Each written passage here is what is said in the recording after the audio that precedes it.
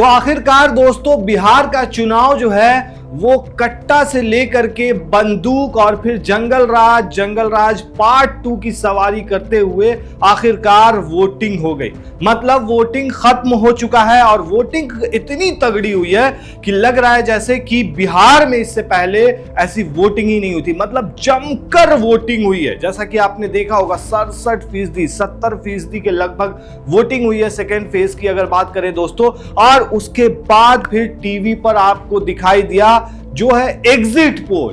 काफी ज्यादा exit poll आए हैं, सारे के सारे एग्जिट पोल में आपको दिखाया जा रहा है कि एनडीए इस बार जीत रही है। लेकिन हम आपको 3 ऐसी एग्जिट पोल दिखाने जा रहे हैं दोस्तों जिसमें दिखाया गया है कि महागठबंधन जीतती हुई नजर आ रही है। और दोस्तों ये ऐसा एग्जिट पोल है जिन्होंने ग्राउंड पे काम किया है, जैसा कि आपने अभी ट्रेंड में देखा होगा न्यूज पिंच और एआई पॉलिटिक्स ने मिलकर के अपना एक एग्जिट पोल जारी किया है जिसमें दिखाया गया है कि कौन जीत रहा है कौन हार रहा है, जिसने ग्राउंड पे सच में काम किया है। आपने देखा होगा कई सारे वीडियो। उसके बाद दूसरे नंबर पे दोस्तों जर्नो मिरर है, जिसने भी दिखाया है, इसने भी दिखाया अपना एग्जिट पोल जिसमें महागठबंधन को 140 सीट देती हुई नजर आ रही है। वहीं तीसरा जो है दोस्तों, जो मैंने आपको दिखाया था, कल भी बताया था, उसमें महागठबंधन को 160 सीटें मिलती हुई नजर आ रही है। तो चलिए एक एक करके तीनों पर नजर डालते हैं कि कितनी सीट और क्यों देती हुई नजर आ रही है। दोस्तों सबसे पहले हम बात करेंगे न्यूज पिंच की। न्यूज पिंच एआई पॉलिटिक्स ने जो सर्वे किया है उसमें बताया है कि इस बार जो कड़ी फाइट हो सकती है, महागठबंधन को 119 प्लस माइनस 6 सीटें, मतलब कि 119 सीटें आ सकती है। वहीं एनडीए को 121 सीटें आ सकती है, मतलब महज 2 सीटों का हेरफेर। लेकिन इसमें खास बात यह है कि इस सर्वे में जो बताया कि वोट शेयर की अगर बात करें दोस्तों तो एनडीए को यानी 38% तकरीबन मिलता हुआ नजर आ रहा है। वहीं महागठबंधन को वोट शेयर 39% मिलता हुआ नजर आ रहा है। मतलब वोट शेयर के मामले में महागठबंधन एनडीए को पछाड़ती हुई नजर आ रही है। वहीं दोस्तों अगर जन सुराज पार्टी की बात करें तो महज 12% वोट शेयर मिलता हुआ नजर आ रहा है। दोस्तों अगर बात करें इस बार काफी ज्यादा हवा नजर आ रही थी जन सुराज की, लेकिन ऐसा लगता है कि इस चुनाव में हवा निकलती हुई नजर आ रही है। जिस तरीके की रिपोर्ट सामने आ रही है, कई सर्वे में, कई एग्जिट पोल में 0 सीट दिखाया जा रहा है जन सुराज को। दोस्तों अब हम बात करते हैं जर्नो मिरर की, जिसने किया है सर्वे। उसमें बताया है कि 130 से लेकर के 140 सीट तक महागठबंधन को आ सकती है। वहीं दोस्तों इंडिया की अगर हम बात करें तो 100 से 110 सीटों के बीच में सिमट सकती है पूरी एनडीए। वहीं दोस्तों एआईएमआईएम को 3 से 4 सीटें दिखाया गया है कि आ सकता है। हालांकि दोस्तों अगर पिछला चुनाव देखेंगे तो सीमांचल साइड में बहुत अच्छा प्रदर्शन किया था ओवैसी की पार्टी ने और 5 सीट जीती थी। लेकिन इस बार ऐसा लग रहा है कि थोड़ा सा कम होता हुआ वर्चस्व नजर आ रहा है। वहीं दोस्तों अब हम बात करते हैं दोस्तों, ये जो रिपोर्ट है ये काफी ज्यादा चौंकाने वाला है। क्यों है चौंकाने वाला? क्योंकि इसमें महागठबंधन को सीधे तौर पर 160 सीटें आती हुई नजर आ रही है। जी हां 160, जो जादुई आंकड़े की अगर बात करें दोस्तों तो 122 सीट पर सरकार बन जाती है और यहां पे महागठबंधन को 160 सीटें आती हुई दिखाई दे रही है। इसको हम लोग डिटेल में अगर देखें दोस्तों तो आप देखेंगे कि जिस तरीके से एनडीए में वोट का जो बंटवारा हुआ, बीजेपी को 101 सीटें गई, जनता दल यूनाइटेड को 101 सीटें, लोक जनशक्ति पार्टी को 28 सीटें और हिंदुस्तानी अवाम मोर्चा को 6 सीटें मिली, राष्ट्रीय लोक मोर्चा को 6 सीटें। मतलब कि एनडीए के खेमे में ये सारी पार्टी है और टोटल 243 सीट पर चुनाव लड़ रही है। वहीं दोस्तों अगर बात करें महागठबंधन की तो आरजेडी जो है वो 143 सीटों पर अकेले चुनाव लड़ रही है। आपको बता दें दोस्तों कि पिछले चुनाव में यानी कि 2020 के चुनाव में महागठबंधन के अंदर में जब आरजेडी लड़ी थी तो सबसे बड़ी पार्टी बन के उभरी थी और इसको 74 सीटें आई थी पिछली बार, जो अनुमान से काफी ज्यादा था। और उस टाइम में भी जो दोस्तों एग्जिट पोल सामने आए थे उसमें बहुत कम दिखाया गया था महागठबंधन को। वहीं दोस्तों कांग्रेस की बात करें तो 61 सीटों पर इस बार चुनाव लड़ रही है। वहीं कम्युनिस्ट पार्टी ऑफ इंडिया यानी एमएल 20 सीटों पर, विकासशील इंसान पार्टी जो है वो 12 सीटों पर, कम्युनिस्ट पार्टी ऑफ इंडिया 9 सीटों पर चुनाव लड़ रही है और उसके बाद Communist Party of India M जो है वो 4 सीटों पर, और इसी तरीके से देख सकते हैं दोस्तों टोटल 243 सीटें। वहीं दोस्तों अगर बात करें ग्रांड डेमोक्रेटिक अलायंस, ये तीसरा थर्ड फ्रंट आप कह सकते हैं कि ये पार्टीज हैं जिसमें AIMIM है जो 25 सीटों पर चुनाव लड़ रही है, और राष्ट्रीय लोक जनशक्ति पार्टी है जो 25 सीटों पर है, और आजाद समाज पार्टी कांसीराम की 25 सीटों पर लड़ रही है, और टोटल थर्ड फ्रंट जो है वो 79 सीटों पर खेला कर सकती है। मतलब ये सारी चीजें हो गई। उसके बाद एक तीसरी है जो जन सुराज पार्टी है जिसका काफी ज्यादा आपने नाम सुना होगा, तो जन सुराज भी इस बार चुनाव में लड़ रही है। अब दोस्तों बात करते हैं बिहार की। बिहार के अंदर दोस्तों कई डिवीजन के अंदर में कितनी सीटें हैं और कहां कहां क्या हो सकता है, जिसने भी दिखाया, जैसे न्यूज पिंच का आपने देखा, जर्नो मिरर का आपने देखा, और उसके बाद अब ये वाला जो सर्वे है वो दिखा रहा है दोस्तों। तो पटना डिवीजन की सबसे पहले बात करते हैं। ये बिहार का मैप है दोस्तों। बिहार के मैप में ये जो साइड देख रहे हैं इसको पटना डिवीजन कहा जाता है, और इसके अंदर दोस्तों पटना, नालंदा, भोजपुर, रोहतास, बक्सर और कैमूर आते हैं दोस्तों। और इस क्षेत्र में टोटल 43 सीटें आती है। 43 सीटों में से इस बार एनडीए को 11 सीट आती हुई नजर आ रही है इस जगह से, और वोट शेयर की बात करें तो 33%। और चौंकाने वाली बात यह है दोस्तों कि महागठबंधन को इस जगह से, मतलब पटना डिवीजन की अगर बात करें, पटना, नालंदा, भोजपुर, रोहतास, बक्सर, कैमूर की, तो यहां से महागठबंधन को 31 सीट आती हुई नजर आ रही है, और वोट शेयर में 48%।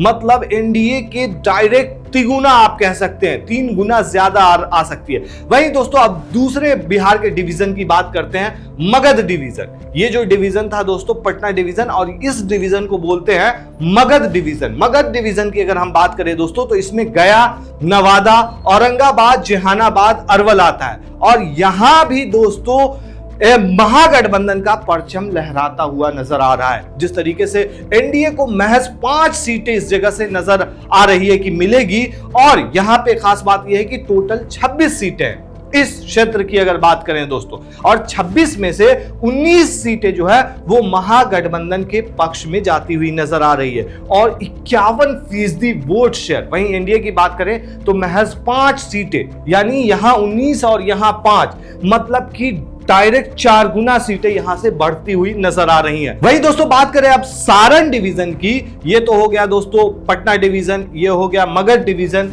अब ये है सारण डिवीजन। सारण डिवीजन के अंदर में दोस्तों 3 क्षेत्र आता है, सारण, सिवान और गोपालगंज, और टोटल जो सीट है यहां वो 24 सीट है। 24 सीट में से इस बार महागठबंधन को यहां से 15 सीटें आती हुई नजर आ रही है, और 46% वोट शेयर भी। और एनडीए की अगर बात करें दोस्तों तो महज 9 सीटें आती हुई नजर आ रही है, और वोट शेयर की बात करें तो 41%। तो यहां से भी एक तरह से आप कह सकते हैं कि पूरी तरह से एनडीए का सुपड़ा साफ हो सकता है दोस्तों।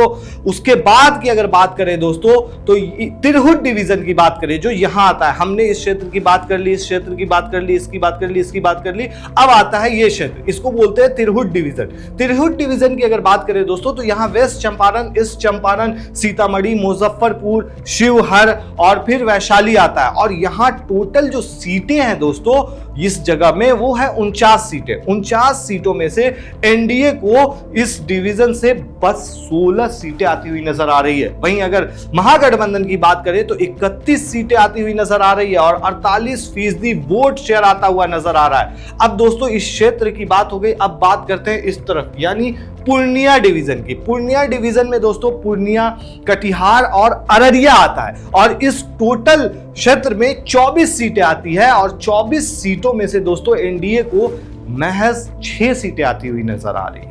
वहीं अगर बात करें महागठबंधन की तो 14 सीटें आती हुई नजर आ रही है। वोट शेयर की बात करें तो 44% आता हुआ नजर आ रहा है, और जन सुराज की बात करें तो यहां पे जितने भी सर्वे सामने आ रहे हैं ज्यादातर में 0 ही दिखाया जा रहा है और 5% वोट शेयर इस क्षेत्र से आता हुआ नजर आ रहा है। अदर्स की बात करें तो 4 सीट पर खेला कर सकती है, यानी AIM की पार्टी हो गई या फिर जो भी थर्ड फ्रंट की पार्टी है वो खेला कर सकती है। वहीं दोस्तों अब बात करते हैं भागलपुर डिवीजन की।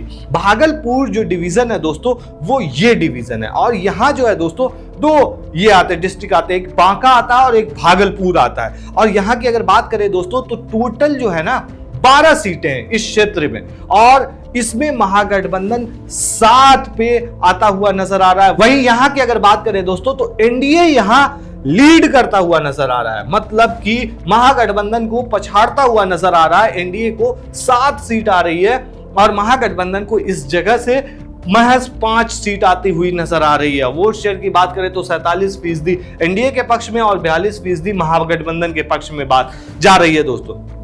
अब बात करते हैं दोस्तों दरभंगा डिवीजन की।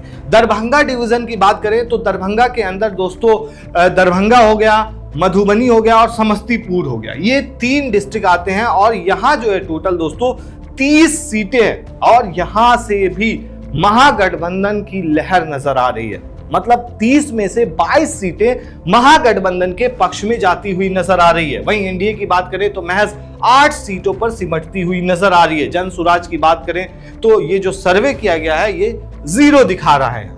वहीं अब बात करते हैं दोस्तों कोसी डिवीजन की। कोसी डिवीजन ये क्षेत्र है बिहार का और यहां सहरसा, मधेपुरा और सुपौल आता है। और यहां की बात करें दोस्तों तो टोटल 13 सीट है, 13 में से महागठबंधन को 9, एनडीए को 4 सीटें महज नजर आ रही है कि मिल पाएगी। वहीं दोस्तों अब बात करें मुंगेर डिवीजन की। ये जो क्षेत्र है दोस्तों ये मुंगेर डिवीजन है। मुंगेर डिवीजन में जमुई और मुंगेर और खगड़िया आता है दोस्तों। और यहां बात करें दोस्तों तो एनडीए को 8 सीटें आती हुई नजर आ रही है। वोट शेयर 37% आता हुआ नजर आ रहा है। महागठबंधन की बात करें तो 14% और वहीं वोट शेयर की बात करें तो 52% आता हुआ नजर आ रहा है। अब जरा इस टैली को आप देखिए दोस्तों, फाइनल टैली है, इसने जो सर्वे किया है उसके मुताबिक एनडीए को 74 महज सीट आती हुई नजर आ रही है। वहीं महागठबंधन को 160 सीटें आ सकती है, मतलब कि 160। आप समझ सकते हैं कि 122 जो जादुई आंकड़ा है सरकार बनाने के लिए उससे कितना ज्यादा है।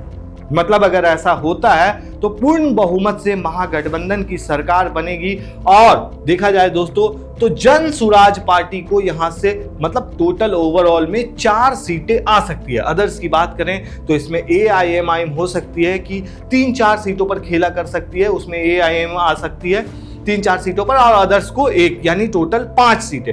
मतलब कि एनडीए को 74, महागठबंधन को 160, जन सुराज पार्टी को 4 और अदर्स को 5 आती हुई नजर आ रही है। वहीं वोट शेयर की अगर बात करें दोस्तों तो एनडीए को 41% और महागठबंधन को 47% आता हुआ नजर आ रहा है। वहीं जन सुराज पार्टी की बात करें तो महज 7% और अदर्स को 4% आता हुआ नजर आ रहा है। दोस्तों ये जो सर्वे किया है पायनियर स्ट्रेटजीज ने किया है, प्राइवेट लिमिटेड एक जो सर्वे करती आ रही है और इसका दावा है, इसके जो डायरेक्टर है, इसके जो ओनर है श्रीनिवास हैं, वो उनका दावा है कि इसमें फेरबदल नहीं हो सकता है। उन्होंने चैलेंज तक किया है कि इसमें रत्ती बराबर भी फेल नहीं हो सकता है। मतलब कि उनका कहना यह है कि यह सर्वे हिट करेगा। दोस्तों अगर ऐसा होता है तो महागठबंधन की सरकार बन सकती है। अब देखने वाली बात यह है और सोचने वाली बात यह है दोस्तों कि जिस तरीके से अभी एग्जिट पोल सामने आ रहे हैं सारे के सारे आपने देखे होंगे, चाहे वो इंडिया टुडे के हों या फिर मतलब जितने भी एग्जिट पोल सामने आ रहे हैं वो सारे के सारे